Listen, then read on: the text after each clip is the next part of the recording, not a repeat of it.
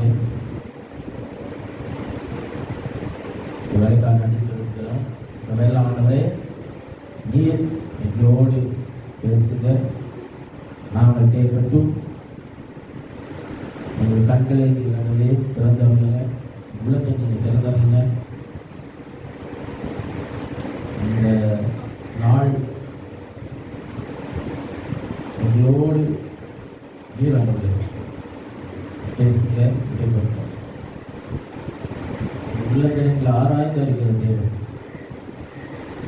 நீர் அங்களை நோக்கி உள்ளத்தை நோக்கி பார்த்து இருளை நீக்கி நம்மளை பிரகாச பண்ணுகிற தேவன். நம்ம பிரகாசிக்கணும் தேவன் செய்யுங்க. ஒவ்வொரு உள்ளத்தை நீங்க கொடுங்க ஆண்டவர். ஒவ்வொரு உள்ளத்தை நீங்க கொடுங்க. கூட நடத்துங்க, பெரிய காரியம் செய்யுங்க. இயேசு கிறிஸ்துவின் பேசுகிறதுக்களாக ஆமென். ஆதியாகமத்தை எடுத்து வைத்துக் கொள்ளுங்கள்.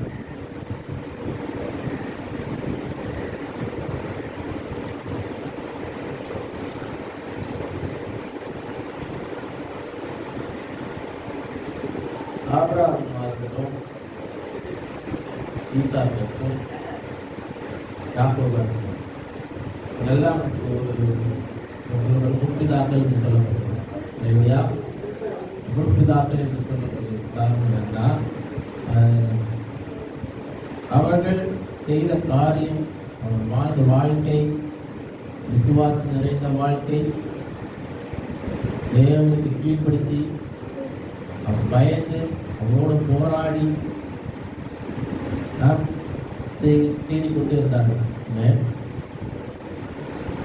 ஈசாக்கு ஒரு ஆசீர்வாதத்தை சொல்லியிருக்கார். ஈசாக்கு விதத்திற்காக 3 மடங்கு ஆசீர்வதித்தார்.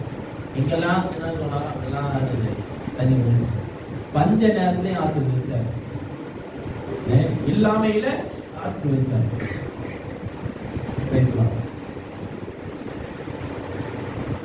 ஈசாக்கு நீடிய வயசு வாழ்ந்தார், நல்ல காரியம் வாழ்ந்தார். 120 வயசுல 180 வயசுல தான் லைஃப் போனார். அவங்க பிள்ளைங்க வந்து அடக்கம் பண்ணாங்க, என்ன செஞ்சாங்க. இப்போ இன்றைக்கு நம்ம யாக்கோபோட வாழ்க்கையை நம்ம பார்க்கணும். எல்லாம் வந்து யாக்கோபை குறித்து நிறைய நம்ம கேட்டிருக்கோம், நிறைய காரியங்கள் நம்ம பார்த்துருக்கோம். அவர்கள் எடுக்கிற தீர்மானங்கள் நிறைய இருக்கு. இது குறித்து நிறைய பேர் பேசியிருக்கிறோம். நம்ம அம்மா பேசியிருக்காங்க, எல்லாம் யாக்கோபை குறித்து நிறைய பேசியிருக்கோம். ஆனால் ஆண்டுக்கு வித்தியாசமான ஒரு காரியம் கர்நாடகத்தில் யாக்கோபை நம்ம பார்க்கிறோம். 147 வயசு வரைக்கும் அவர் உயிர் வாழ்ந்தார். ஆதியாகமம் 49ஆம் அதிகாரத்தில் நீங்கள் பார்த்தீங்கன்னா அவர் மரணம் தேவனுக்கு பார்க்கலாம், ஆஸ்தி தேவையில்லை போவாங்க. அப்புறம் கடைசியில் பார்த்துக்கலாம் 147 வயது வரைக்கும் நம்மளால உயிர் வாழ்ந்தார். ஏன்னா நம்ம இன்றைக்கு என்ன பண்ண போறோம், அவர் எடுக்கிற சில தீர்மானங்கள், அவருக்கு கற்றுக் கொடுத்த காரியங்கள், அவர் கற்றுக்கொண்ட காரியங்கள், அவர் செய்த நிறைய காரியங்கள் பற்றி தான் நம்ம இன்னைக்கு பார்க்க போறோம். 28ஆம் அதிகாரத்தை எடுத்து ஆதியாகமம் 28ஆம் அதிகாரம்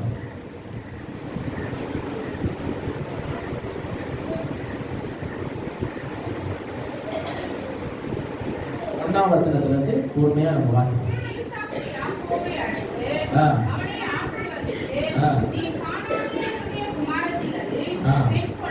பெண் கொள்ளாமல்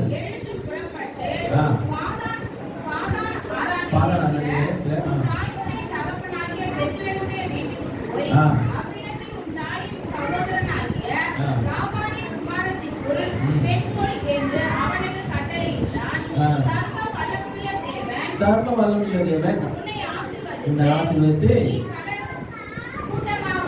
பலத்த கூட்டமாகவும் கழுகி தேவன் ஆபிரகாமுக்கு கொடுத்ததும் நீ பரதேசியாய் தங்கி வருகிறதுமான தேசத்தை நீ சுதந்தரித்துக் கொள்ளும்படி ஆபிரகாமுக்கு அருளின ஆசீர்வாதத்தை சந்ததிக்கும் அருள்வாராக என்று சொல்லி ஈசாக்கு யாக்கோபை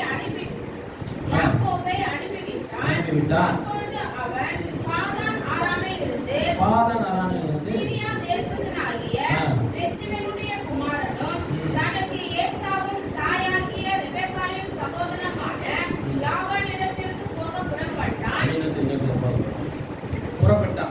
புறப்பட்டு போறான். சரியா? கீழ்ப்படிஞ்சு புறப்பட்டு போனான். அது வரைக்கும் செய்த காரியம் ஐயா வந்து 26ஆம் அதிகாரத்துல நீங்க பாத்தீங்கன்னா பயங்கரமான நிறைய காரியங்கள்லாம் செஞ்சுட்டு இருப்பாரு. ஏன்னா நிறைய நேரத்துல செஞ்சுட்டு இருக்கும்போது அவர் வந்து அவருக்குள்ள காரியங்கள் எல்லாம் வச்சும் அண்ணனை ஏமாத்துறாரு, அப்பாவை ஏமாத்துறாரு, எல்லா காரியம் செஞ்சுட்டு எதுக்கு தனக்கு வர வேண்டிய ஆசீர்வாதம் அது அவங்க அண்ணனுக்கு போக வேண்டிய ஆசீர்வாதம் அவருக்கு என்ன பண்ண தனக்கு வேணும்னு சொல்லி ஏமாத்தி புரிஞ்சுக்கிட்டார்.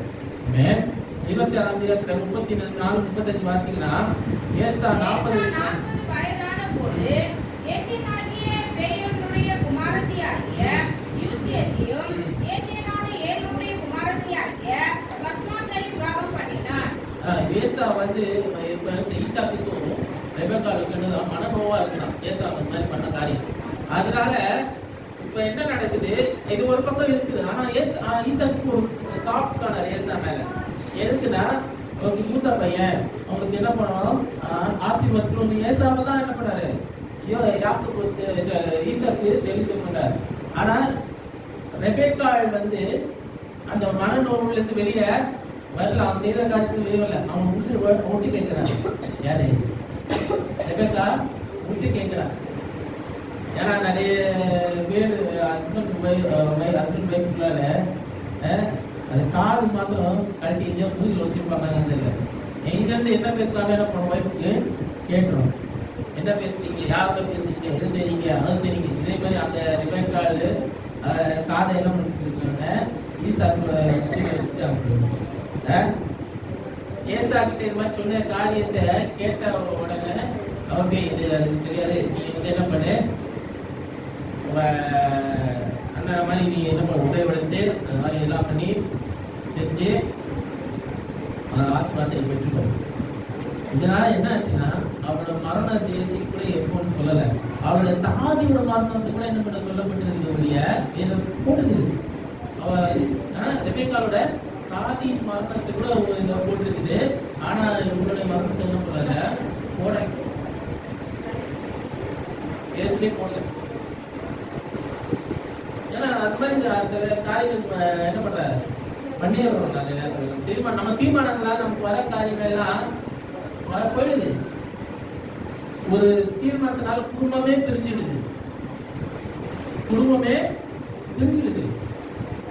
தம்பி ஒரு பக்கம், அண்ணன் ஒரு பக்கம், அம்மா அப்பாவும் ரொம்ப மனவேதனை. ஆனா இந்த மனவேதனை பட்டதுனால ஏசா கிட்ட மனவேதனை பண்ணனால யாக்கோபு ஸ்பெசிபிக்கா சொல்றாரு, நீ வந்து இந்த மாதிரி கானானை எடுத்து என்ன பண்ணாத, பெண் கொள்ளாத.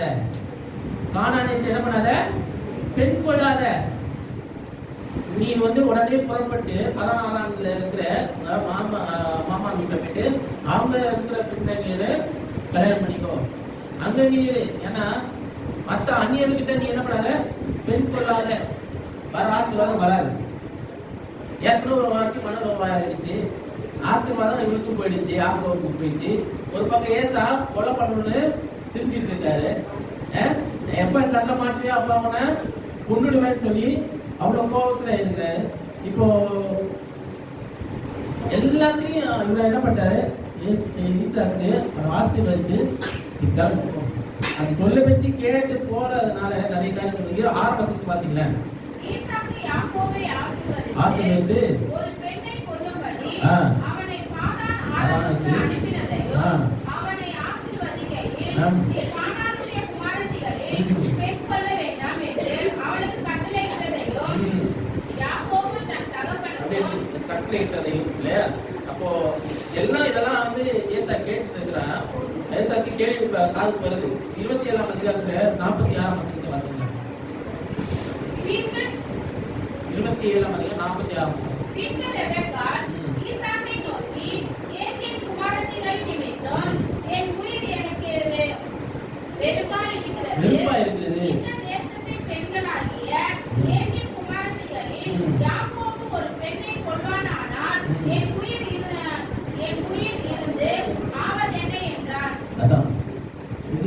ஒரு தீர்மானம் எடுத்திருக்காரு ரெபேக்கா.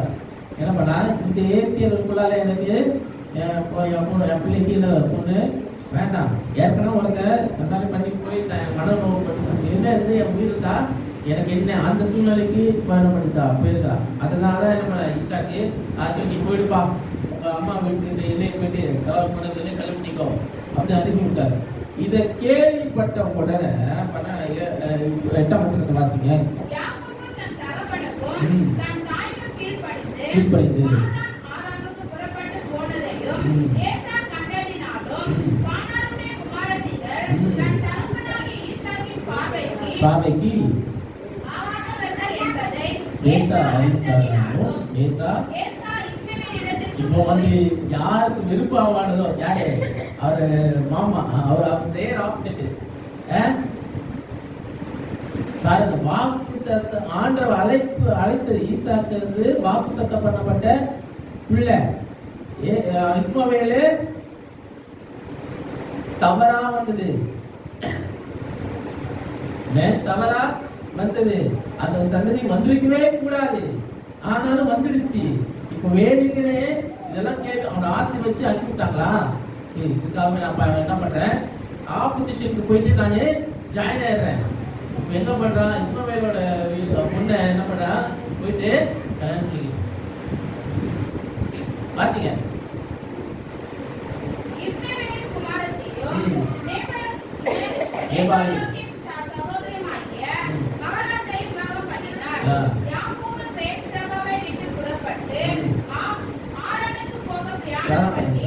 ஒரு இடத்திலே வந்து சூரியன் அஸ்தமித்தபடியினால் அங்கே ராத்தாங்கி அவ்விடத்து கற்களில் ஒன்றை எடுத்து தன் தலையின் கீழ் வைத்து அங்கே நித்திரை செய்யும்படி படுத்துக் கொண்டான்.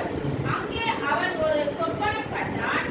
இதோ ஒரு ஏணி பூமியில வைக்கப்பட்டிருந்தது, அதன் நூனி வானத்தை எட்டியிருந்தது, அதிலே தேவதூதர் ஏறுகிறவர்களும் இறங்குகிறவர்களுமாய் இருந்தார்கள். எல்லாருக்கும் 10 கற்பனை தெரியும் இல்லையா, 10 கற்பனைகள் தெரியும். இனி வேலைகள் ஏமாற்றி பூமிக்கு யாதொன்றும் என்ன பண்ண நம்ம சேவிக்கவும் வேணான்னு சொல்லப்படும். முதல் கற்பனை அதுதான் இல்லையா. இப்ப ஈசாக்கு யாக்கோபை ஆசீர்வதித்தது எப்படி,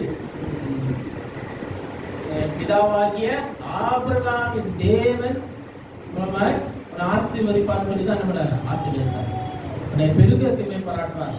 என் பரதேசியாய் அழைத்து திரிந்த இடத்துல அதை நான் உனக்கு சுதந்திரமாய் தருவேன் என்று சொல்லி ஆசீர்வதித்தார்.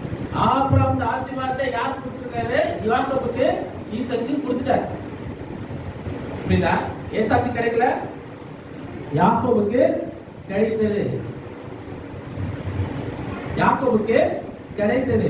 அப்ப அந்த யாக்கோபு கிடைத்தது என்ன காரணம்னா, அவனுக்கு ஈசாக்குக்கு தெரியும் ஒரே பிதா உண்டு, ஒரே இரட்சகர் உண்டு, ஆவியானவர் ஒரே ஒருத்தர் தான், எல்லாம் ஒரே நமக்கு கொடுக்கப்பட்ட வேதம் ஒன்றுதான் இல்லையா. ஏன்னா அவர் அந்த சொல்லும் போது தரிசனம் எதுக்கு கொடுக்கப்படுதுன்னா, ஒரு காரியம் நமக்கு வாழ்க்கையில் நிறைவேறதுக்காக கொடுக்கப்படுகிறது. ஆபிரகாமுக்கு ஆண்டவர் தரிசனமானார், ஈசாக்கு நடைமுறை தரிசனமானார். தரிசனமாகி அவரோட பேசினாரு. ஈசாக்கு கீழ்ப்படிஞ்சார். எங்கெல்லாம் விதை விதைக்க சொன்னார் ஆண்டவரே, விதை விதைச்சா அது அவருக்கு பலன் கொடுத்தது, எல்லாம் செஞ்சது. இப்போ அதே ஆசீர்வாதத்தோட என்ன பண்ற யாக்கோபு 16 போகணும். போற வழியில லூசின்ற ஒரு இடத்துல ராத்திரி ஆயிடுச்சு. ராத்திரி படுத்துட்டு இருந்த போது ஒரு சொப்பனம் வந்து தரிசனம் ஆகுறாரு. சொப்பனத்துக்கு மூலமா தரிசனமாய் ஆண்டவர் வருகிறார். அங்க தரிசனத்திலே பெரிய ஒரு எதுக்கு சொன்னா, அது ஒரே தேவன் நாமத்தினாலே யாக்கோபுக்கு ஆசீர்வாதம் கிடைத்தது. அந்த ஆசீர்வாதத்தோட என்ன பண்றாரு, இப்ப போகிற வழியில என்ன நடக்கும் தெரியாது. ஏதோ தெரியாதபடி பரதேசியா என்ன பண்றான், போர் வெறுங்கையா கடந்து போறான். இனி என்ன நடக்குமோ, என் லைஃப்ல என்ன நடக்குமோ எனக்கு தெரியாது. அப்பா சொல்லிட்டாரு, அவங்க அம்மா வீட்டுக்கு போக சொல்லிட்டாரு, அதெல்லாம் நான் என்ன பண்ணுவேன், போயிடுறேன். அங்க போயிட்டு அதுக்கப்புறம் என்ன வேணா பண்ணலாம் அப்படின்னு தான் மைண்ட் செட்டோட போறான். போற வழியில ரெஸ்ட் எடுக்கிற இடத்துல ஆண்டுக்கு முதல் தடவை தரிசனமாங்க. அது வரைக்கும் அவன்கிட்ட தரிசனம் ஆகல. ஏன்னா ஆசீர்வாதம் கொடுத்ததுக்கு அப்புறம் தரிசனம் வருது. அந்த வாக்கு கொடுத்ததுக்கு அப்புறம் தரிசனம் வருது. யார் ஆசீர்வாதம் வந்தாங்க? ஆபிரகாமுடைய ஆசீர்வாதம். நிறைய இடத்துல நமக்கு ஆண்டு வாக்கு பண்ணினாரு, ஆண்டு வாக்கு பண்ணாரு. அந்த வாக்கு தத்துவம் நிறைவேறதுக்கு நம்ம அந்த பாதை வழியா போகணும். எல்லாருக்கும் அந்த வனாந்தர பாதை உண்டு, புரிஞ்சுக்கோங்க. தரிசனம் வரும். வனாந்தரம் மூலமாக இன்னொரு தரிசனங்கள் வந்துட்டு இருக்கோம். இங்க வனாந்தரத்துக்கு வழியாக போறான். யாக்கோபோட வனாந்தர பாதை இப்படிப்பட்டதா இருக்குது. அது வரைக்கும் அவன் என்னென்ன பண்ணாலும் அதெல்லாம் இதுக்கப்புறம் என்ன பண்ண போறான், அதான் ரொம்ப முக்கியம். ஆண்டவர் தரிசனம் ஆகிறதுக்கு முன்பாக நீங்க என்ன பண்றீங்க, ஆண்டவர் தரிசனம் கொடுக்கறதுக்கு முன்பாக அப்புறம் நீங்க என்ன பண்றீங்க, உங்க லைஃப் எப்படி இருக்குது, அவன் ஆண்டருக்குள்ளாக நீங்க எப்படி மாறுறீங்க, அதான் ரொம்ப முக்கியம். நீங்க எடுக்கிற தீர்மானம் அதுலதான் நீங்க அதுலதான் ஒரு ரிசல்ட் என்ன வரும்னு தெரியும் உங்களுக்கு. புரியுதா சொல்ல வருது? நீங்க எடுக்கிற ஒவ்வொரு தீர்மானத்துல ஆண்டவர் இருக்கிறாரா? இதுக்கு முன்னாடி எடுத்த தீர்மானத்துல ஆண்டவர் இருக்கிறாரா? கடைசியில ரிக்ரெட் ஆகி ஒரு பிரயோஜனம் இல்லை. ஆண்டவர் இங்க தரிசனம் ஆகுறாரு, கடவுள் சொப்பன மூலமாக ஆண்டவர் காட்சி கொடுக்கிறாரு. காட்சி கொடுத்து நீங்க மேல இருந்து 11ஆம் வசனத்துல நீங்க வாசிச்சீங்கன்னா 13-15 வரைக்கும் நீங்க வாசிங்க. அதற்கு மேலாக கர்த்தர் நின்று நான் உன் தகப்பனாகிய இன்ட்ரோடக்ஷன் எப்படி இருக்கு பாருங்க. நான் உன் தகப்பனாகிய ஆபிரகாமின் தேவனும் ஈசாக்கின் தேவனுமாகிய கர்த்தர், நீ படுத்திருக்கிற பூமி உனக்கும் உன் சந்ததிக்கும் தருவேன். ஆமென். யாருக்கு கொடுத்த ஆசீர்வாதம்? ஆபிரகாமுக்கு கொடுத்த ஆசீர்வாதம் ஆண்டவர் உங்களுக்கு கொடுக்கிறாரு. ஹல்லேலூயா. ஈசாக்கு அவனை ஆபிரகாமுக்கு ஆசீர்வாதத்தை வைத்து என்ன பண்ணாரு, ஆசீர்வதித்த உடனே ஆண்டவர் என்ன பண்றாரு, கன்ஃபார்ம் பண்றாரு. ஹல்லேலூயா. ஆண்டவர் அதை என்ன பண்றாருங்க, திருப்பி கன்ஃபார்ம் பண்றாரு. நான் யாரு, உங்களுக்கு ஆபிரகாமின் தேவனும் ஈசாக்கின் தேவனும் தேவனுமா இருக்கிறேன். அவனை அப்படி ஆசீர்வதிச்சாரோ அதே போல அவனையும் ஆசீர்வதிக்கிறேன். வாசிங்க. உன் சந்ததி பூலை போல இருக்கும், நீ மேற்கையும் கிழக்கையும் வடக்கையும் பரம்புவாய். பரம்பிட்டா இல்லையம்மா, இப்போ எல்லா இடத்துலயும் இஸ்ரேல் இருக்காங்க, இஸ்ரேல் வம்சத்தார்கள் இருக்கிறாங்க. உலகம் எங்க இருக்கிறாங்க? யாக்கோபின் வம்சத்தார்கள் உலகத்தில் எங்க இருக்கிறாங்க? நான் இப்போ முக்கியமான பகுதியில உலகம் எங்க இருக்கிறாங்க, செதறி போனவங்க எல்லாம் உலகம் எங்க போயிருக்காங்க? வாக்கு தத்தம் பண்றது இப்படிதான், ஆடல் நிறைவேற்றுறது இப்படிதான். ஹல்லேலூயா. செதறி போயிருப்பீங்க, எல்லாம் பரம்பி இருக்கிறீங்க. வாசிங்க. உனக்குள்ளும் பூமியின் வம்சங்கள் எல்லாம் ஆமென். ஹல்லேலூயா. தரஞ்சு வாசிக்கலாமா? நான் உன்னோட இருந்து நீ போகிற இடத்திலெல்லாம் உன்னை காத்து இந்த தேசத்துக்கு உன்னை திரும்பி வர பண்ணுவேன். நான் உனக்கு சொன்னதை செய்யும் அளவு உன்னை கைவிடுவதில்லை என்றார். ஹல்லேலூயா. ஹல்லேலூயா. உன் சந்ததிக்குள்ளும், உனக்குள்ளும் உன் சந்ததிக்குள்ளும் பூமியின் வம்சங்கள் எல்லாம் ஆசீர்வதிக்கப்படுகின்றார். ஹல்லேலூயா. அவன் மூலமாக அவனுக்குள்ளாக அவனை சுற்றிய இருக்கிற எல்லாரும் ஆசீர்வதிக்கப்படுவார்கள். எங்கெல்லாம் அவங்க போறாங்களோ அவங்க மூலமாக அவனுக்குள்ளால அவங்க சுற்றி இருக்கிற எல்லாருக்கும் ஆசீர்வாதமா இருக்கும் என்று சொல்லப்பட்டிருக்கு. அதான் ஆசீர்வாதம். இப்போ பர்சனலா ஆண்டவர் பேசுறார். 15ஆம் வசனத்துல 4 விதமான காரியங்கள் இருக்கு. முதல் காரியம் உன்னோடு இருந்துன்றாரு. உன்னோடு இருந்து தேவனுடைய பிரசன்னம் அவனோடு எப்பொழுதும் இருக்கிறது என்று சொல்லுகிறார். 4 விதமான ஆசீர்வாதம். தேவனுடைய பிரசன்னத்தை அவனோடு எப்பவும் வைக்கிறார், உன்னோடு இருக்கிறேன்றார். இரண்டாவது பாதுகாப்பேன், உன்னை நான் என்ன பண்ணுவேன், பாதுகாப்பேன், உன்னோடு இருப்பேன்னு சொல்லி இருக்கிறாரு. இரண்டாவது உன்னை பாதுகாப்பேன் என்று சொல்லி இருக்கிறார். நீ போகும் இடமெல்லாம் உன்னை பாதுகாப்பேன்னு சொல்லுறார். நீ இந்த தேசத்துக்கு திரும்பி வருவ, இந்த தேசத்துக்கு திரும்பி வருவ, அப்போ வர வைப்பேன். 4 விதமான இது சொல்றாரு, ப்ராமிஸ் கொடுக்குறாரு. ஆண்டு கொடுக்குற ப்ராமிஸ் ஆசீர்வாதமா தராரு, ப்ராமிஸா தராரு.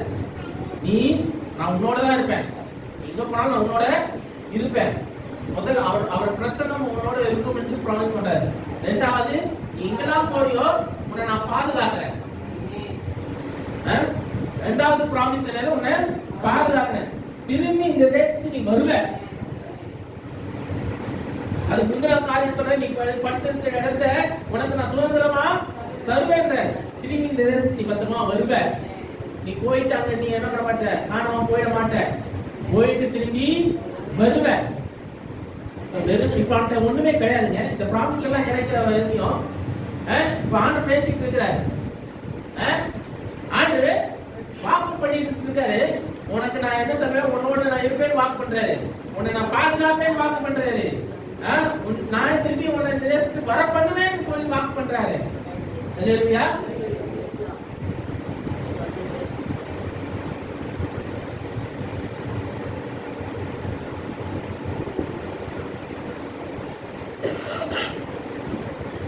ப்ராமிஸ் எல்லாம் எதுக்கு சொல்றாருன்னா, இப்ப அவன் கையில ஒண்ணுமே கிடையாது, வெறுக்கையதான் இருக்கான். அவனுக்கு எதிர்காலம் எப்படி இருக்கு தெரியாது, என்ன யாரும் தெரியாது. அவன் பயத்துல, உயிர் பயத்துல போயிட்டு இருக்கான். தன் உயிரை காப்பாற்றணும் பயத்துல போயிட்டு இருக்கான். எல்லாரும் யாரும் மனதிரத்தான் தொடுகிறாங்க, மனதிரத்தான் சந்திக்கிறாரு, மனந்திரமான நிலையில தான் சந்திக்க, வெறுமையான நிலையில தான் வாக்கு தத்தம் கொடுக்கிறாரு, அவருக்கு சத்தியத்தை கொடுக்கிறார். நான் சொன்னதை நான் செய்வேன், நான் சொன்னதை செய்வேன். 4வது ப்ராமிஸ் அதான். 4வது ப்ராமிஸ் எது, நான் சொன்னதை செய்வேன். 4 ப்ராமிஸ் பண்ணியிருக்காரு யாருக்கு.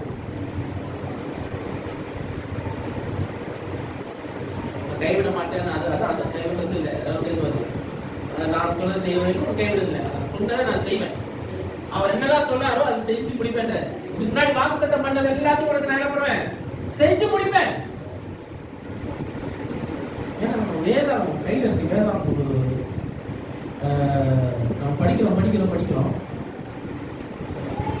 அது எவ்வளவு படிக்கிறோமோ அவ்வளோ ஒரு பெரிய ஒரு வித்தியாசமான ஒரு புத்தகம். இது சரித்திர புத்தகமா சொல்லப்படுகிறது. எத்திக்ஸ், நன்னெறிகள் இதுல எழுதப்பட்டிருக்கு. நிறைய விதமான காரியங்கள் பொக்கிஷமாய், நிறைய பொக்கிஷங்கள் இதுல இருக்கிறது. நிறைய ஆத்தர்ஸ் எழுதியிருக்கிறாங்க, எல்லாம் பண்ணியிருக்கிறாங்க. இது நம்ம கையில கொடுக்கப்பட்டது காரணம் இருக்குன்னா, இதுல இருக்க வாக்கு தத்தத்தை நமக்கு சுதந்திரிக்கப்பட வேண்டும். இப்போ அது மாதிரி இந்த கேரக்டர் பைபிள்ல இருக்க இந்த கேரக்டர்ஸ் எல்லாருக்கும் ஆண்டவர் வாக்கு பண்ணியிருக்க சூழ்நிலை எப்படின்னா, ஒண்ணுமில்லாத இடத்துல தான் வாக்கு பண்றாரு. எல்லாம் இருந்துட்டு அவனுக்கு எல்லாம் யாக்கோபுக்கு இல்லாம எல்லாம் இல்லை. ஆபிரகாம் யாரு, இருக்கிற பணக்காரன். அந்த காலங்கள்ல அவர் இருக்கிற பணத்துக்கு வந்த இடமே நிலத்தையே அசைக்கிற அளவுக்கு பணக்காரன். ராஜாக்களே பார்த்து பயந்தாங்க. ஈசாக்கு அபிமெலேக்கு ஈசாக்கு பார்த்து என்ன பண்றான், ஐயோ இந்த ஆளு எப்பட இருந்தானா என்னை விட அவன் பெரிய ஆளா இருப்பான், அவன் என்ன சாகச்சா சாகிச்சுவான். அந்த மரண பயத்தை கொடுத்தாரு ஆண்டவர் ஈசாக்கு. அப்படி வச்சிருக்காரு ஈசாக்க. அப்போ ஒரு காலம் வர வாரம் இல்ல ஈசாக்கு ஒரு நாள் பார்ப்போம். ஈசா இந்த மாதிரி கேரக்டர்ஸ்லாம் பார்க்க ரொம்ப நல்லா இருக்கு.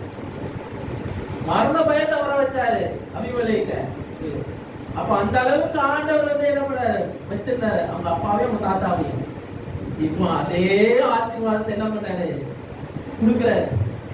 அவங்க அப்பாவுக்கு எப்படி வைத்திருந்தாரோ அவங்க அப்பா ஆசீர்வச்சாரு, இப்ப ஆண்டவர் ஆசீர்வதிக்கிறாரு. அவனுக்கு வாக்கு பண்ணி இருக்கிறாரு, நான் உன்னை விட்டு விலக மாட்டேன், உன்னோடு எப்பொழுதும் என்ன பண்ணுவேன், இருப்பேன். அவரோட பிரசன்னம் எப்பொழுதும் உன்னோடு இருக்கு, என் பிரசன்னம் உன்னோட எப்பொழுதும் இருக்குன்னு சொல்லி சொல்ல, உன்னை நான் யாரும் உன்னை தொட முடியாதே, உன்னை நான் அந்த அளவுக்கு பாதுகாக்கிறேன், யாரும் உன்னை தொட முடியாது, கிட்ட விட வர முடியாது. இந்த தேசத்துல நீ திரும்பி வரும் வரைக்கும் உன்னை நான் உன்னை பாதுகாக்கிறேன்ற, ஏன் திரும்பி நான் வர வரைக்கும் நான் என்ன பண்றேன், பாதுகாக்கிறேன். பாதுகாப்பு எப்பொழுதும் இருக்கும்.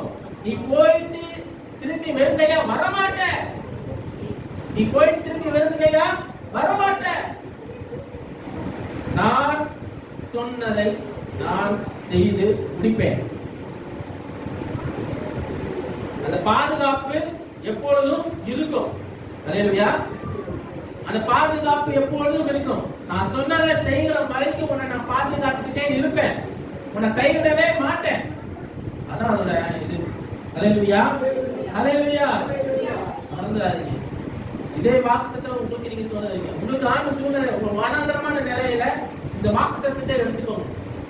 ஆண்டவர் யாக்கோபுக்கு வாக்கு பண்ணிட்டு இருக்காருன்னா, நான் எனக்கு அந்த சூழ்நிலை வரும்போது எனக்கு அந்த வாக்குத்தத்தம் உரிமையாகும். அல்லேலூயா. நான் மோசமான நிலையில இருக்கும்போது இந்த வார்த்தை என்னை கேட்கட்டும், இதை நான் உரிமையாக்கி கொள்கிறேன். எப்பெல்லாம் நீங்க டவுன் ஆகுறீங்களோ இதை நான் பேசுங்க, அவர் என்னோட இருக்கிறாரு, என்னை பாதுகாக்கிறாரு. நான் என்ன எந்த சூழ்நிலை இருக்கிறோம் அதை எடுத்து தூக்கி நான் திரும்பி முந்தி எந்த சூழ்நிலைக்கு மாற்றுறாரு.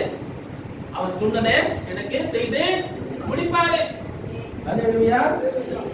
16-19 வரைக்கும் வாசிங்க. யாக்கோபு நித்திரை தெளிந்து விழித்தபோது மெய்யாகவே கர்த்தர் இந்த ஸ்தலத்தில் இருக்கிறார். மெய்யாகவே கர்த்தர் இந்த ஸ்தலத்தில் இருக்கிறார். அல்லேலூயா. மெய்யாகவே கர்த்தர் இந்த ஸ்தலத்தில் இருக்கிறார். இதை நான் அறியாதிருந்தேன் என்றார். நான் அறியாதிருந்தேன். அல்லேலூயா. நான் இது வரைக்கும் நான் இது வரைக்கும் பார்த்தது இந்த மெய்யாகவே இந்த கர்த்தர் இந்த ஸ்தலத்தில் இருக்கிறார், நான் இதை அறியாதிருந்தேன்.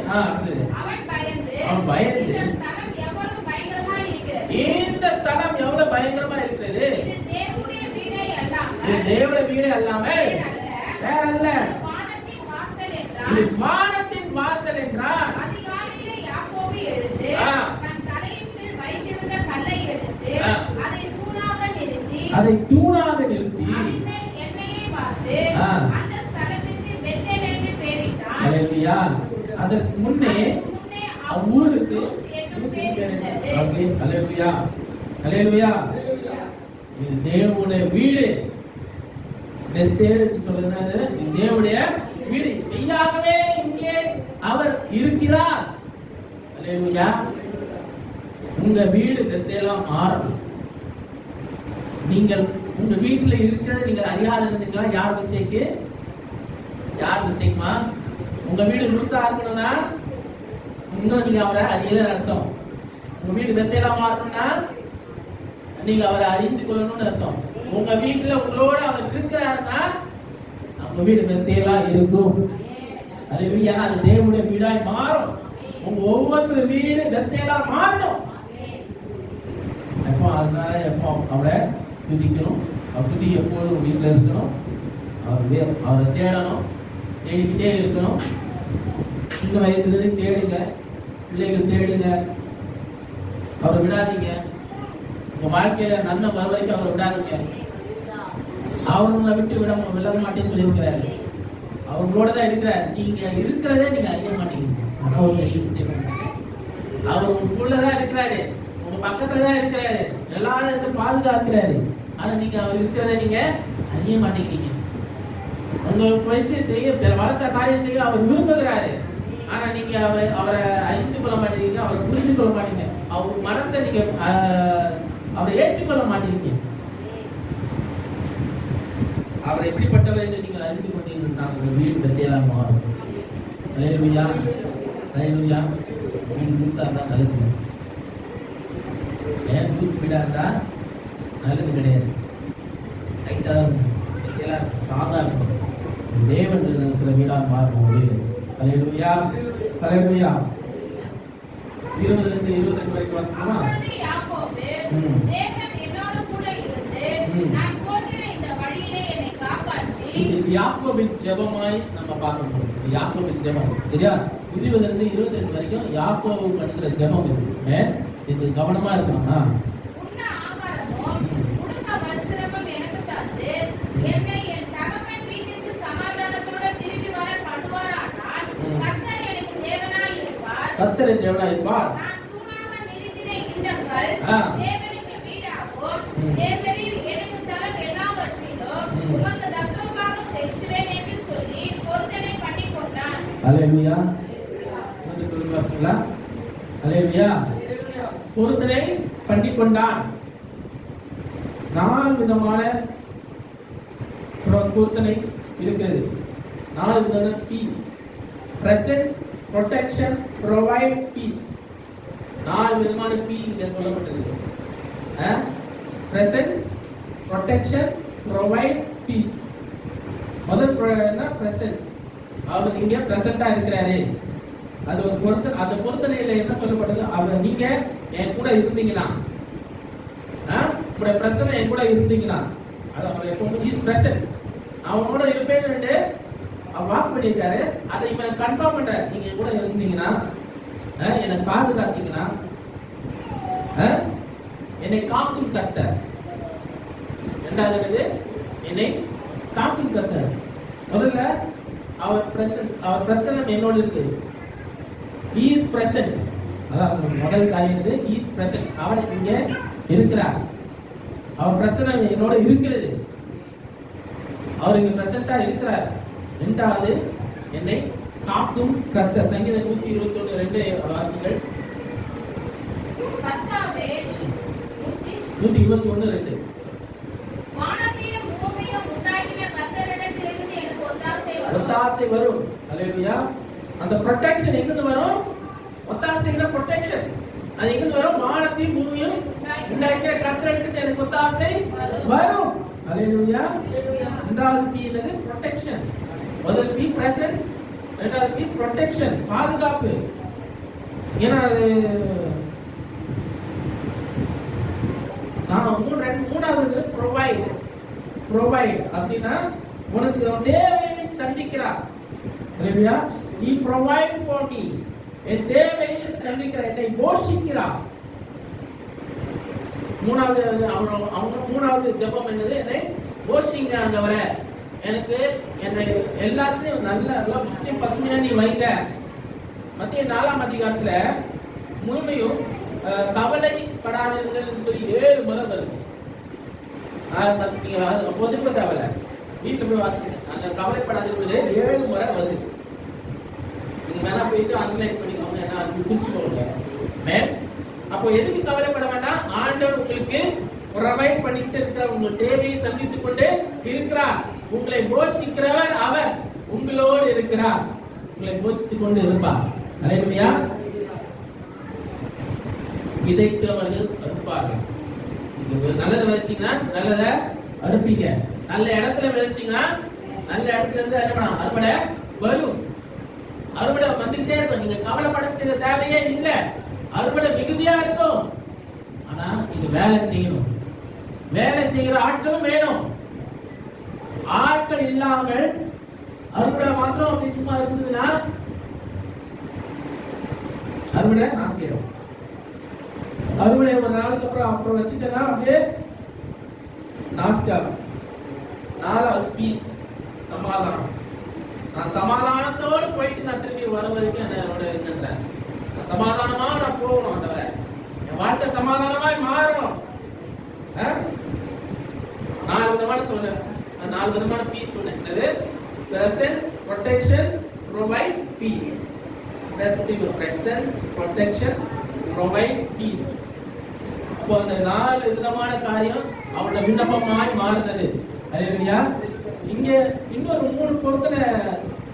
அதான் 3 விதமான பொருத்தனை. கர்த்தர் தேவனா இருப்பார். அவன் தேவனா இருப்பார். கடைசி வசனம் இருக்கு. கர்த்தர் தேவனா இருப்பார். தேவனுடைய வீட்டை குறித்து இந்த போதனை என்னது? பெத்தேல் இல்லையா? ஏன்னா பெத்தேலாக இருக்கட்டும். அவளை மாறணும், வீடு மாறும். 3 விதமான பொருத்தனைகள் நம்ம பண்ண வேண்டிய பொருத்தனைகள். பெத்தேலா என் வீடு மாறணும். அவரை தேவனா இருக்க வேண்டும். நீங்க செய்ய வேண்டிய 3 பொருத்தனைகள் அதான் சொல்றாங்க. நீங்க செய்ய வேண்டிய 3 பொருத்தனைகள். கர்த்தரின் தேவனா இருக்க வேண்டும். என் வீடு பெத்தேலா மாற வேண்டும். நான் வந்து தசமமாக செலுத்தணும். எனக்கு புதிய காரியங்கள்ல ஆண்டுக்கு கொடுக்க வேண்டியது நான் உண்மையா இருக்கணும். இந்த 3 பொருத்தனை நீங்க கரெக்டா பண்ணீங்கன்னா லைஃப் பெத்தேலா மாறும். இல்லையா? லைஃப் நல்லா இருக்கும். பரிவாரங்கள் கிடைக்கும். இன்னும் அதிகமான காரியங்கள் வரும். எல்லாத்தையும் மல்லிய 3ஆம் அதிகாரத்துல 10 வரைக்கும் கொடுக்கிறதை பத்தி பேச தஸ்மமா கொடுக்க வேண்டியது அதெல்லாம் சொல்லப்பட்டிருக்கிறது. நீங்க அங்க போகணும்னு அவசியம் இல்லை. உங்களுக்கு நல்லா தெரியும் இடம். அதுக்கு போயிட்டு டீட்டெயிலாக அந்த தஸ்மபாகத்துக்கு குறித்து அப்படி தனியாக போகணும்னா அதுக்கு போயிட்டே இருக்கும். காணிக்கு தஸ்மபாகம்னா இன்னும் நிறையா போகணும். அது 10 வாரம் 15 வாரம் கூட பேசுவேன் நான்.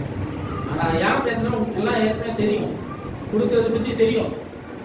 அனுதினம் உங்களுக்கு வாழ்க்கையில ஆண்டுக்கு கொடுக்கும்போது அந்த ஆசீர்வாதம் என்னன்னு உங்களுக்கு தெரியும். எங்க அம்மா சொல்லியிருக்கிறாங்க, எங்க அப்பா சொல்லியிருக்கிறாங்க, எல்லாம் சொல்லியிருக்காங்க. நான் உங்களுக்கு சொல்றேன்னா நான் இதோட டீட்டெயிலாக 2 மாசம் 3 மாசம் இருக்குள்ள நான் உங்களுக்கு சொல்றேன். அதுக்கு நேரம் பார்க்க சொல்றேன். சொல்லலாம். ஏன்னா இங்கே நம்ம பார்க்க வேண்டியதுன்னா யாக்கோபு இன்னைக்கு நம்ம பார்க்க யாக்கோபு அவங்களோட வாழ்க்கையில செய்த 3 பொருத்தனை நான் எல்லாத்தையும் நான் தஸ்மபாகம் கொடுக்குறேன். எனக்கு வர ஆசீர்வாதம் நான் தஸ்மபாகம் கொடுக்குறேன். நீங்க எனக்கு தேவனா இருக்கிறீங்க. நான் எங்க இருக்கிறானோ அந்த வீடு பெத்தேலா மாறணும்.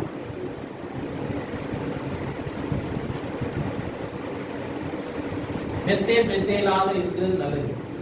மூசா மாறினா நல்லது இல்லை இல்லையா? பெத்தேலாக இருக்கட்டும். அதான் நமக்கு நல்லது இல்லையா? நம்ம குடும்பத்துக்கு நல்லது, நம்ம நாட்டுக்கு நல்லது, எல்லாத்துக்கும் நல்லது, எல்லாத்துக்கும் நல்லது. Praise the Lord. ஹல்லேலூயா. அப்போ நிறைய காரியங்கள் நம்ம இருக்குது. ஆனால் அவனை ரொம்ப டீட்டெயிலாக போக வேண்டாம். அவன் வாழ்க்கையில நடக்கிற சில முக்கியமான காரியங்கள். இப்போ நிறைய பிள்ளைகள் ஆண்டு கொடுக்கிறாரு, வம்சங்கள் பெருகுது, அவன் ஆசீர்வதிக்கிறார், ஆசீர்வதித்து அவன் திருப்தி அடைகிறார். 29ஆம் அதிகாரத்துல 35ஆம் வசனத்துல யூதா பிறக்கிறார். யூதாவோட குறித்த ஒரு வார்த்தைன்னா இப்பொழுது கர்த்தரை நான் என்ன பண்ணுவேன், துதிப்பேன். யூதாவோட பேரோட அர்த்தம் என்னது? கர்த்தரை நானே துதிப்பேன். நீங்க அதை வாசிச்சீங்கன்னா தெரியும்.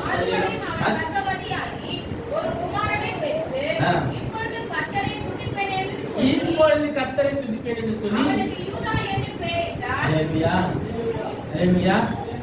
யூத ராஜசிங்கம் யாரு?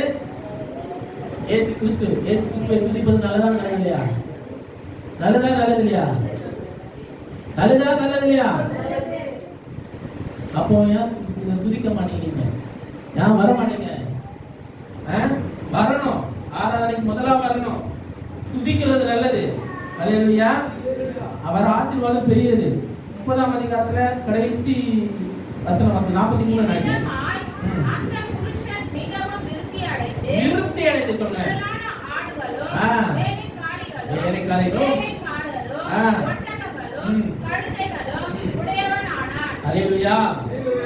மிகவும் விருத்தி அடைந்து உங்களுக்கு வர வேணாம். சொல்லுங்க, மிகவும் விருத்தி அடைந்து எல்லாம் எனக்கு கிடைக்கும். மிகவும் விருத்தி அடைந்தா எல்லாம் எனக்கு கிடைக்கும். அவன் எப்படி ஆனானா? எந்த மாதிரி ஆனா? கடைசி வார்த்தை வாசிங்க. வளர்த்து பெரியவன் ஆனா. பெரியவன் ஆனா தானே போட்டுருக்கு. கடைசி வார்த்தை எல்லாவற்றையும் உடையவனானா. எல்லாவற்றையும் உடையவனானா. அப்போ ஆண்டவர் அவனை விருத்தி அடைந்து பெரியவனாக்கி எல்லாம் உனக்கு கிடைச்சது. ஹல்லேலூயா. ஆசீர்வாதம் வேலை செய்யுது. நீங்க வார்த்தைக்கு ஆசீர்வாதம் வேலை செய்யுது. ஏன்னா 32ஆம் அதிகாரம் 10ஆம் வசனத்தை வாசிங்க. 32:10.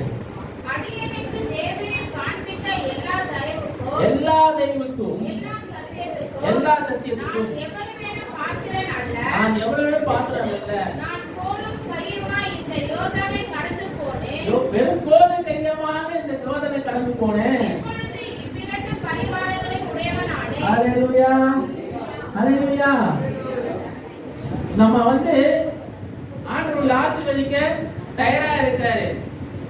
பெருமையா இருக்கும் போது, மனாந்திரமா இருக்கும் போது வெறும் தோலும் கையுமா நான் சொன்னேன் தோலும் கையுமா நான் இந்த யோர்தானை கடந்து போனேன். இந்த மரணத்தின் வழியா தான் நான் போனேன். என் கையில ஒண்ணுமே கிடையாது. ஆனா இப்பொழுது இந்த இரு பரிவாரங்கள் எனக்கு கிடைச்சது.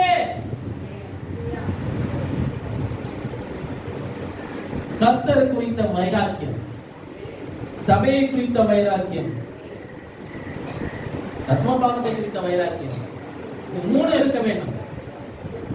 கர்த்தரை குறித்த வைராக்கியம் இருக்க வேண்டும், சபையை குறித்த வைராக்கியம் இருக்க வேண்டும். நான் கொடுக்கிற தசமபாகத்திலே குறித்த வைராக்கியம் இருக்கணும். நான் சும்மா கொடுக்கல, நான் சும்மா கொடுக்கல, என் வாழ்க்கைக்காக கொடுக்கிறேன், நான் நல்லா இருக்கணும்காக கொடுக்கிறேன், என்னை ஆண்டவர் மேன்மைப்படுத்தணும்காக கொடுக்கிறேன், என்னை உயர்த்தணும்ன்றதுக்காக கொடுக்கிறேன். எப்படிப்பட்ட உயர்வு வேணும்னா ஆன்மீகத்துல உயர்வு வேணும், சமுதாயத்துல உயர்வு வேணும், பொருளாதாரத்துல உயர்வு வேணும். மூணு உயர்வு இருந்தா நல்லா இருக்கலாம். புரியுதா சொல்றது? தசமபாகம் எதுக்கு இருக்கீங்கன்னா இந்த மூணு உயர்வுக்காக குறிக்குது. என்ன உயர்வு? ஆன்மீக உயர்வு, சமுதாயத்துல உயர்வு, பொருளாதாரத்துல உயர்வு. இந்த மூணு வாழ்க்கையில தேவைங்க, ஒவ்வொருத்தர் வாழ்க்கையில தேவை. அதுதான் இந்த தசமபாகம் கொடுக்கிறது சொல்றது காரணம். அதுதான் சபையில வந்து தசமபாகம் கொடுங்க, காணிக்கை மண்டசாலையை கொண்டு வாங்க, உன்னை ஆசீர்வதிக்க மாட்டேன், சோதித்து பாருங்கன்னு சொல்லப்பட்டிருக்கு. இந்த ஆசீர்வாதம் தான், இந்த உயர்வு அதுக்காக கிடைக்குது. சும்மா சாதாரணமா நினைக்காதீங்க. தசமபாகம் காணிக்கையும் சாதாரணமா நினைக்காதீங்க. இது நீங்க ஆண்டவருக்கு கொடுக்குறீங்க, மனுஷனுக்கு கொடுக்கல. நீங்க கொடுத்ததெல்லாம் வீணா போகல, நீ கொடுத்தது ஒண்ணு வீணா போகல, ரெட்டிப்பான நன்மை தான் வரும் உங்களுக்கு. அல்லேலூயா. பரிமாறங்கள் பெருகும், சம்பத்துகள் பெருகும், ஆசீர்வாதம் பெருகும், உயர்வு வரும்.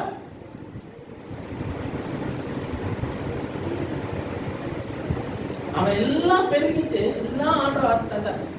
நிறைந்தவனாக என்ன பண்ணார்? மரித்தார். யாக்கோபு எல்லாம் உடையதான் மரித்தான், எல்லாம் இருந்தது, ஆண்டு எல்லாத்தையும் கொடுத்தாரு. நான் ஒரு ராஜா போல உட்கார்ந்து தான் மரித்தார். யாரும் எல்லாம் படுத்து தான் மறிவார். இவன் கார்ல மடக்கி, நீங்க 43 கடைசி வாசிங்கன்னா தெரியும், கால் ரெண்டும் மடக்கி உட்கார்ந்து தான் என்ன பண்ணார்?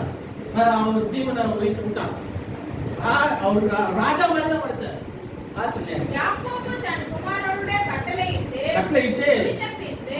அவன் தன் கால்களை கட்டிலின் மேல் மடக்கிக் கொண்டு ஜீவித்து போய் ஜனத்தாரோட சேர்க்கப்பட்டான். அல்லேலூயா. சூப்பர்ல. சாகும் போது கூட ராஜான்ற ஒரு இது, ராஜா மாதிரி ஆண்டு வச்சிருந்த கம்பீரமா தான் அவன் வைத்தார். ஓய்வாய்ப்பட்டோ கஷ்டப்பட்டோ இல்ல, முதிர் வயது வரைக்கும் ஆண்டவர் நம்மை ஆசீர்வதித்தார். அவர் ஆசீர்வாதம் எல்லாரும், அவங்க சந்ததி எல்லாரும் ஆசீர்வாதத்துக்கு அப்புறம் தான் என்ன பண்ணாரு? உட்கார்ந்துட்டு திரும்பி உட்கார்ந்துட்டு அப்புறம் மரித்தார். இப்போ அவர் அடக்கம் பண்றது யார் வந்தாரா? இப்போ யாக்கோப 50ஆம் அதிகாரத்துல ஃபுல்லா அடக்கம் பண்றோம். நம்ம இங்க ஈசாக்க அடக்கம் பண்ணும்போது, ஆபிரகாம் அடக்கும் போது 2 பேர் தான் அடக்கம் பண்ணாங்க. ஈசாக்கு அடக்கம் பண்ண, ஈசாக்கு வந்தா இஸ்மவேல் வந்தாங்க. ஈசாக்கு அடக்கம் பண்ணும்போது 2 பேர் தான் வந்தாங்க. யாக்கோபு வந்தாரு, ஏசா வந்தாங்க. 2 பேர் ஒண்ணா கூடி வந்தாங்க. ஆனா யாக்கோபு அடக்கும் போது 2 நாடு வந்துச்சு. 2 நாடு ஒண்ணு குடிச்சு, எகிப்து இஸ்ரவேலும் 2 ஒண்ணா கூடுறாங்க. அத நீங்க வாசி 1ல இருந்து 50ஆம் அதிகாரத்துல 1ல இருந்து 14 வரைக்கும் நீங்க வாசிப்போம். அப்படியே வாசிப்பு கேட்போம். அப்பொழுது யோசேப்பு தன் தகப்பனுடைய முகத்தின் மேல் விழுந்து அழுது அவரை முத்தம் செய்தான். பின்பு தன் தகப்பனுக்கு சுதந்திர வர்க்கமிடும்படி யோசேப்பு தன் ஊழியக்காரராகிய வைத்தியருக்கு கட்டளையிட்டான். அப்படியே வைத்தியர் இஸ்ரவேலுக்கு சுதந்திர வர்க்கமிட்டார்கள். சுதந்திர வர்க்கமிட 40 நாள் செல்லும். 40 நாள் செல்லும். அப்படியே அந்த நாட்கள் நிறைவேறின. எகிப்தியர் அவளுக்காக 70 நாள் துக்கம் கொண்டாடினார்கள். ஒரு மனுஷனுக்காகவா? ஒரு மனுஷனுக்காக ஒரு நாடே துக்கம் கொண்டாடுது. ஆண்டவர் செய்யற காரியம் அதமா. ஒரு மனுஷனை ஆசீர்வதிக்கணும், எப்படி ஆசீர்வதிக்கணுங்க? ஒரு மனுஷனுக்காக 70 நாள் ஒரு நாடு துக்கம் கொண்டாடுதுன்னா எதுவுமே பண்ணல, எதுவுமே செய்யல. ஒரு மனுஷன் நம்ம நிமித்தமாக நாடு துக்கம் கொண்டாடுது. அவர் மரணம் எப்படி இருக்கு பாருங்க. நான் வாசிக்கிறேன். துக்கம் கொண்டாடும் நாட்கள் முடிந்த பின்பு யோசேப்பு பார்வோனின் குடும்பத்தாரை நோக்கி, உங்கள் கண்களில் எனக்கு தயவு கிடைத்ததனால் நீங்கள் பார்வோனுடைய காதை கேட்க அவருக்கு அறிவிக்க வேண்டியது என்னவென்றால், என் தகப்பனார் என்னை நோக்கி, இதோ நான் மரணமடைய போகிறேன், கானான் தேசத்திலே நான் எனக்காக வெட்டி வைத்திருக்கிற கல்லறையிலே என்னை அடக்கம் பண்ணுவாயாக என்று என்னிடத்தில் சொல்லி ஆணை இடுவித்துக் கொண்டார். நான் அங்கே போய் என் தகப்பனை அடக்கம் பண்ணி வருவதற்கு உத்தரவு கொடுக்க வேண்டிக் கொள்கிறேன் என்று சொல்லுங்கள் என்றான். அதற்கு பார்வோன், தகப்பன் உன்னிடத்தில் ஆணை இடுவித்தபடியே நீ போய் அவரை அடக்கம் பண்ணி வா என்றான். அப்படியே பார்வோன் வந்து போ, அப்பா என்ன சொன்னாரோ அதை நீ என்ன பண்ண அவருக்கு செஞ்சுட்டு சொல்லி ஆணையை கொடுத்துறாரா. அப்படியே யோசேப்பு தகப்பனை அடக்கம் பண்ண போனான். பார்வோனுடைய அரண்மனையில் இருந்து இப்ப பார்வோன் சொல்லு, ஒரு பார்வோன் ராஜா எப்படி சப்போர்ட் பண்றாரு பாரு ஒரு மனுஷனுக்காக. யோசேப்பு நிமித்தமாக யாக்கோபுக்கு எப்படி அவன் அரண்மனையில இருந்து ஆட்கள் அனுப்புறான். வாசிங்க. பார்வோனுடைய அரண்மனையில் இருந்து பெரியவர்களாகிய அவனுடைய சகல உத்தியோகஸ்தரும் எகிப்து தேசத்தில் உள்ள சகல பெரியோரும் யோசேப்பின் வீட்டார் யாவரும் அவன் சகோதரரும் அவன் தகப்பன் வீட்டார் அவனோடு கூட போனார்கள். தங்கள் குழந்தைகளையும் தங்கள் ஆடு மாடுகளை மாத்திரம் நாட்டிலே விட்டு போனான்.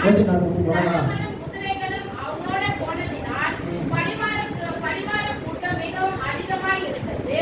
அவர்கள் யோர்தானுக்கு அக்கறையில் இருக்கிற ஆதாமின் போர்க்களத்திலே வந்தபோது அவ்விடத்திலே பெரும் புலம்பலாக புலம்பினார்கள். அந்த இடத்துல எல்லாரும் புலம்புறாங்க. அங்கே அவன் தகப்பனுக்காக 7 நாள் துக்கம் கொண்டாடினான். 7 நாள் அங்க ஒரு ரெஸ்ட் எடுத்த நேரத்துல சும்மா இல்ல, 7 நாள் அந்த 7 நாள் என்னது துக்கம் கொண்டாடினாங்க. ஆதாமின் களத்திலே துக்கம் கொண்டாடுகிறதை அத்தேசத்தின் குடிகளாகிய கானானியர் கண்டு எகிப்தியருக்கு பெரிய துக்கம் கொண்டாடல் என்றார்கள். அதனால் யோர்தானுக்கு அப்பால் இருக்கிற அந்த ஸ்தலத்திற்கு ஆபேல் மிஸ்ராயிம் என்று பெயர் உண்டாயிற்று.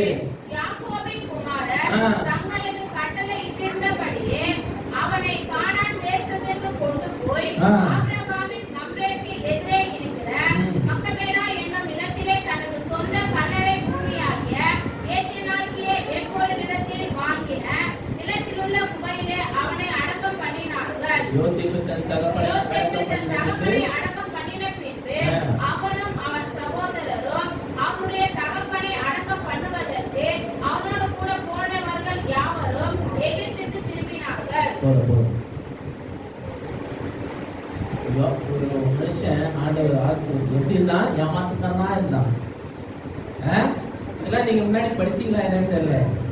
இதுல எப்படி எல்லாம் எதுவும் செஞ்சீங்கன்னா உள்ள படிக்கும் போதுதான் தெரியுது. ஏமாத்துக்காரனா இருந்தான், யாரும் விரும்பாதவனா இருந்தான், சொந்த சகோதரன் கூட விருத்தவனா இருந்தான். ஆனா வெறுங்கையா போனவன் பரிவாரங்களோடு திரும்பினான். அவனோட சந்ததி ஆசீர்வதிக்கப்பட்டது. பரம் பிடிச்சு அவனுக்காக 2 தேசங்கள் 2 நாடு துக்கம் கொண்டாடுச்சு. அந்த துக்கம் கொண்டாடின இடத்துக்கே ஒரு பேர் வைக்கிற அளவுக்கு வந்ததுன்னா அது ஆண்டு செய்யற காரியம். யாக்கோபா இருந்தவனை இஸ்ரவேலாய் மாற்றினார். ஹல்லேலூயா. அந்த இஸ்ரவேல் இப்பொழுதும் தேசமாய் இருக்கிறது. இன்னும் ஒண்ணு கூடுறாங்க, இஸ்ரவேல் தேசத்துக்கு ஒண்ணு கூடி வராங்க. கடைசி காலங்களில் எல்லாரும் ஒரு இடத்துக்கு வராங்க. விருந்தமாயே பழைய ஆலயங்கள் கட்டப்படும். இயேசு வருகை சமீபமாக இருக்குது. அவர் வருகை ஒலிவு மலையில வந்து இறங்குவார். இறங்கி நம்மளை கூட்டிக் கொண்டு போவார், நம்மளை நியாயம் தீர்ப்பார். 1000 வருஷ அரசாட்சி நடக்கும். ஹல்லேலூயா. புதிய பூமி திரும்பி உண்டாகும். நமக்கு ஒரு மேன்மை வரும். அவரை நம்பி இருக்கிறவர்கள் நம்ம ஆவிக்குரிய இஸ்ரவேலர்களா இருக்கிறோம். நம்ம அவரை பின்பற்றுகிறோம், அவரை பிடித்துக் கொள்ளுகிறோம். ஆபிரகாமுக்கு என்ன ஆசீர்வாதமோ, ஈசாக்கு என்ன ஆசீர்வாதமோ, யாக்கோபுக்கு என்ன ஆசீர்வாதமோ, அதே ஆசீர்வாதம் நமக்கு உண்டு. இன்னைக்கு யாக்கோபை குறித்து நம்ம பார்த்தோம். ஒரு ஆண்டு சுத்தமா இருந்தா ஈசாக்கை குறித்து ஒரு நாள் நம்ம பார்ப்போம். எனக்கு சும்மா கிடையாதுங்க. சும்மா ஒருத்தர் ஆசீர்வதிக்க மாட்டாரு, சும்மா ஒருத்தர் உயர்த்த மாட்டாரு. தெரிந்து கொண்டு இருக்கிறார், உங்களை ஒருத்தர் மாற்றி இருக்கிறார், அவர் வணைந்து இருக்கிறார், மேன்மைப்படுத்தி இருக்கிறார். அல்லேலூயா. ஒரு மனுஷனை மாற்றி ஆசீர்வதித்து தெரிந்து கொண்டு அவனை வணைந்து மேன்மைப்படுத்தி இருக்கிறார். ராஜாக்களுக்கு மேலாக வைத்தார், ராஜாக்களே அவனை கொண்டாடும்படியாக வைத்தார், அவனை குறித்து நேர்மையாக பேசும்படியாக வைக்கிறார். அதுதான் ஆண்டு செய்த காரியம். அல்லேலூயா. ஆண்டவர் நம்பி வரும்போது, ஆண்டவர் கீழ்ப்படித்து போகும்போது, ஆண்டவர் காரியங்கள் செய்யும் போது மேன்மை வந்துகிட்டே இருக்கும். அல்லேலூயா. மரணம் ராஜ மரியாதையோட கவனம் பார்த்துக்க. ஆண்டவரை தெரிந்து கொண்டு வேண்டும், ராஜ மரியாதையோட அடக்கணும். சாதாரண விஷயம் கிடையாது. வாசிக்கிறோம், சும்மா வாசிக்கிறோம். ஆழமான கதைகள் இருக்கு. ஒரு மனுஷனோட வாழ்க்கையை எப்படி ஆண்டவர் புரட்டி போட்டார். வெந்தையா இருந்தவன் இப்படி ஆண்டவர் ராஜாக்கள் வச்சு மேலாக ஆண்டு வைத்திருக்கிறார். ஆண்டு செய்த காரியம். அல்லேலூயா. வாக்கு பண்ணியிருக்கிறார், வாக்கு மாற மாட்டார். கூட இருந்து பாதுகாப்பே சொல்லியிருக்காரு. பாதுகாப்பா, மேன்மைப்படுத்துவா, உயர்த்துவா. அல்லேலூயா. கண்டிப்பாக நம்ம ஜெபிப்போம். ஸ்தோத்திரம் ஆண்டவரே, அன்பின் பிதாவே, இந்த வேலைக்காக நன்றி செலுத்துகிறோம். இந்த மேலாண்டவரே சொல்லப்பட்ட வார்த்தை நிமித்தமாக இதை ஆசீர்வதிங்க, மேன்மைப்படுத்துங்க, உயர்த்துங்க. ஆண்டவரே, நீங்கள் செய்கிற காரியம் பலத்த காரியமாக இருக்குது. நாங்களாகவே இப்பொழுது வனாந்தரமான சூழ்நிலையிலே போயிருக்கலாம். யாரெல்லாம் இங்கே இருக்கிற ஒரு வனாந்தரமான சூழ்நிலையை போய் கொண்டிருக்கிறார்களோ, வெறுமையான சூழ்நிலையை போய் கொண்டிருக்கிறார்களோ, அதை நீங்கள் மாற்றுங்க. உங்கள் துக்கம் சந்தோஷமாய் மாறட்டும், உங்கள் கவலைகள் ஆனந்த கழிப்பாய் மாறட்டும். நீங்கள் அதை செய்யுங்க, ஆச்சரியமாய் செய்யுங்க. நீ செய்கிற காரியம் பெரியதாக இருக்கட்டும். மேன்மைப்படுத்துங்க, உயர்த்துங்க. திருப்பார்த்து ஒவ்வொருத்தரும் ஒப்பு விடுகிறேன். நிறைய பெரிய காரியங்கள் செய்யுங்க, பலத்த காரியங்கள் செய்யுங்க. ஆசீர்வதிக்கவே ஆசீர்வதி, பெருமையை பெருக்கப்படவே ஆசீர்வாதமாக இருப்பாய் சொல்லியிருக்கீங்க. அது ஆசீர்வாதங்களே நாம் சுதந்திரத்துக் கொள்ள முடியாது. எங்கள் தேவைகளை கட்டி கிறிஸ்மஸ் காலங்கள் வரப்போகுது, சீக்கிரமாய் வரப்போகுது. அந்த தேவைகள் எல்லாம் சந்திக்கப்படட்டும், குறைகள் எல்லாம் நீங்கட்டும். நாங்கள் மேன்மைப்படட்டும், நாங்கள் மேன்மைப்படட்டும். நீர் செய்த கர்த்தாவே, இந்த வார்த்தை நீங்க தந்ததான நீ செய்கிற காரியம் தடுக்க முடியாது, யாரும் தடைப்பட முடியாது. மனுஷன் கிரியா இருக்கலாம், கட்டுவான கிரியா இருக்கலாம், எதுவுமே அண்டாது, எதுவுமே நான் தொடாது. நீர் செய்யுங்க, ஆச்சரியமாக செய்யுங்க. திருப்பாத்திர கொடுக்கிறேன். பெரிய காரியம், பலத்த காரியம் எங்கள் வாழ்க்கையில் நீங்கள் செய்வீங்க விசுவாசிக்கிறோம். துதி கனமை எல்லாம் பேச எடுத்துக்கிறோம். இப்படாக இயேசு கிறிஸ்து நாமத்தில் ஜெபிக்கிறோம் எங்கள் ஜீவனால பிதாவே, ஆமென். எல்லோரும் சொல்லுங்க, ஆத்துமாவே கர்த்தரை ஸ்தோத்திரி, என் முழு நாமத்தை ஸ்தோத்திரி. ஆத்துமாவே கர்த்தரை ஸ்தோத்திரி, கர்த்தர் செய்த சகல உபகாரங்களை மறவாதே. ஆமென். நம்முடைய கர்த்தராகிய இயேசு கிறிஸ்துவிலே பிதாவாகிய தேவனுடைய அன்பும் பரிசுத்த ஆவியானவருடைய சமாதானம் சந்தோஷம் என்று வேண்டும். ஆண்டவராகிய இயேசு கிறிஸ்து வருகை மட்டும் அனைவரோடும் இருப்பதாக. ஆமென்.